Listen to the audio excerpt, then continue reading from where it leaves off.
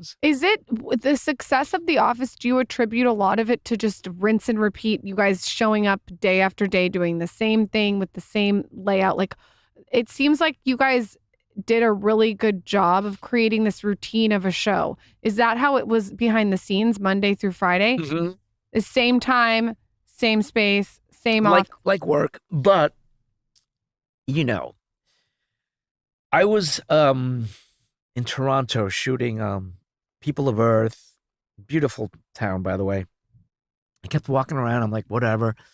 And there's like 3 universities there, and it's cool. Toronto has a lot of like Pakistani and Indian people, and all these Indian and Pakistani bros kept seeing me in the street. They're like, yo, it's Oscar, whoa. And I kept getting ganged up. Yo. Everyone's like, so. I'm like, I've got a little time in my hands. Let me go back and watch. Because I only watched it when it aired. I don't go back. None of us did. So I went back and watched the whole thing over again, like a regular person. I watched the whole season. And out of the 9 seasons we did, yep, there were 2 shows that were like okay, like mediocre. And the rest were really funny. I'm like, oh my God, it was a funny show. So the writing was really funny. And I think that just people are like blown away by it. It's like Fleabag, or like, it's a really well-written show. And then we didn't have to fumble. We just had to show up and do our jobs. So, good people, funny, but it starts with the writing. Is there ever any ad-libbing? Do you guys ever just like... Yeah. So sometimes you just go off. A little bit, yeah. How close to... Yeah, I was going to ask, that's along the line of questions. How close is the character you play on The Office to you personally? Like, how much of that do you have to act, and how much of it is improv, and how much do you have to stretch versus just being yourself? I think it's pretty close. They started having me saying actually a lot. And I'm like, that's funny. Who thought of that? And the writers are like, oh, you say that. I'm like, oh, all right. And then they named you Oscar. That was already, he came to, look at your face. There's a bunch of us named our real names, right? No. Angela? Yeah. I didn't know that. Phyllis? Didn't know that. Creed, it's his first and last name. That's how nuts that is. And myself, so there's 4 of us. You know what I think too about it is, and I just realized this, is that everyone, at least the jobs I've had, has the dynamics that you guys had. Like, Creed reminds me of our producer. of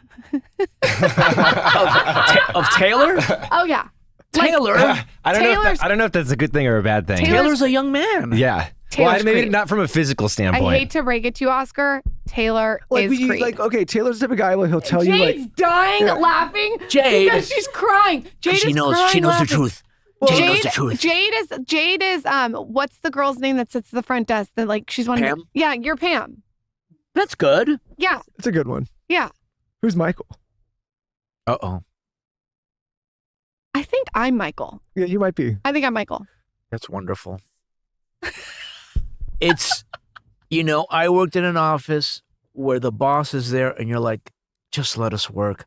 Please leave us alone. What are you doing here? Why are you even here? And they're creating chaos? Yeah, they're like, meeting. Let's have a meeting. For what? Why? Nothing good comes from the meeting. What? We're working already. Just leave us alone. It's the best. It's the best setup. Yeah. We all, boss, manager. That's why I think, though, it was so funny is that the dynamics were so relatable. Yeah, just like Seinfeld, just like Friends. You can find everyone in the character. Well, and then you also, with the rank, you always have, there's like somebody that's like, they're taking it way too seriously. You're like, we're just at work, man. Like, we do a good job. Everyone has a Phyllis. Dwight. Yeah. Oh, Taylor's a little Dwighty, though. No, Taylor, the reason I think he's like Creed is because he's one of those guys where he will tell you something happened, but it's not the full story. And over time, more and more comes out. And you're like, what is going on here? Yeah, you left a lot out, Taylor. You left a lot. You left the whole story out. Yeah. Taylor, you walked into the store and everybody was weird to you and acted, but you weren't wearing pants. Yeah. And you didn't tell us that when you told the story the first time, Taylor. There's different degrees of truth. Or like when you ended up in a tent encampment in Las Vegas. Yeah, and he's like, I don't know what happened. I'm just like laying in the streets in Vegas and I don't know how, like, there's a lot that happened before you got there. You know? Yes. Yeah. Before he's laying in the streets in Vegas. Before he woke up in someone's tent. Taylor's got a... Was it Burning Man? Where was he? No, it wasn't Burning Man. No, it was that kind not of tent. Burning it was in Man. no It was a parking lot. He woke up in someone's tent in the parking lot. It happens. Her stories evolve. My stories. My stories evolved. I was never intense. You were laying on the bare street. Oh, in sorry, Vegas. the Bear Street. Yeah, just the Bear. Anyways, Did you take penicillin? Are you okay? he's not okay. Okay. That part of the story will come eventually. Yeah, so he is like Creed, but I think that's why The Office was so iconic, is because you could see yourself or your friends or your coworkers in each of the characters. That's right. And that was really special. That kind of show doesn't come along.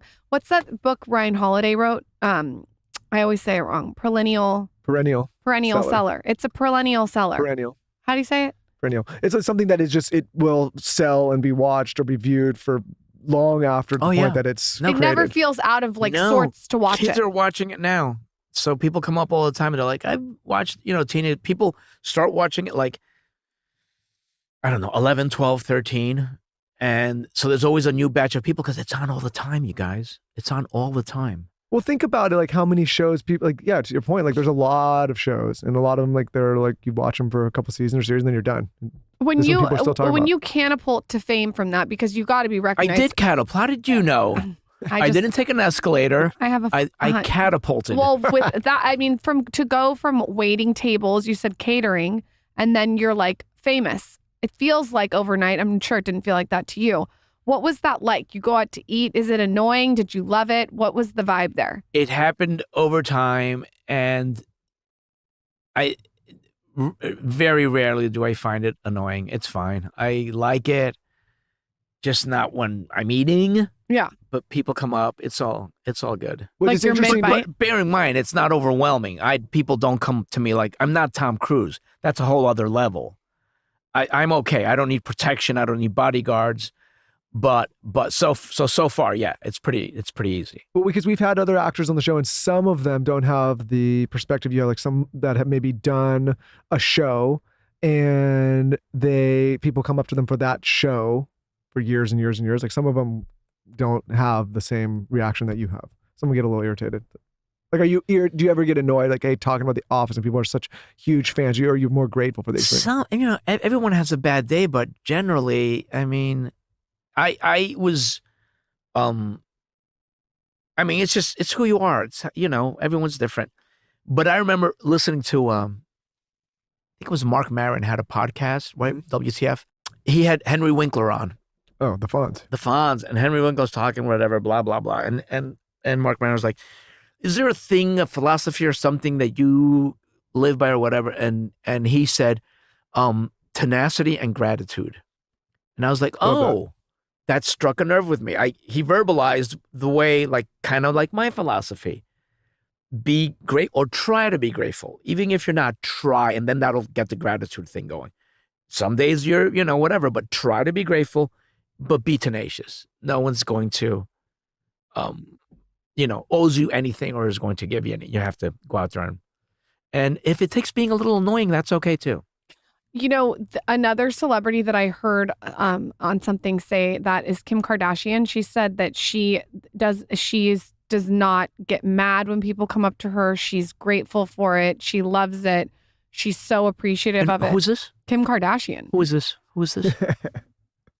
She's not you, Oscar. She's not you. What is she? She's You guys, she's an astronaut. She's everywhere. She's whatever she wants to be. But she did say it's annoying when she's wants to just get a churro and like be with no makeup. Is she recognized a lot? I bet she is, right? I mean, as an astronaut, I think she is. People who know her. And she's got 1 billion followers. Yeah.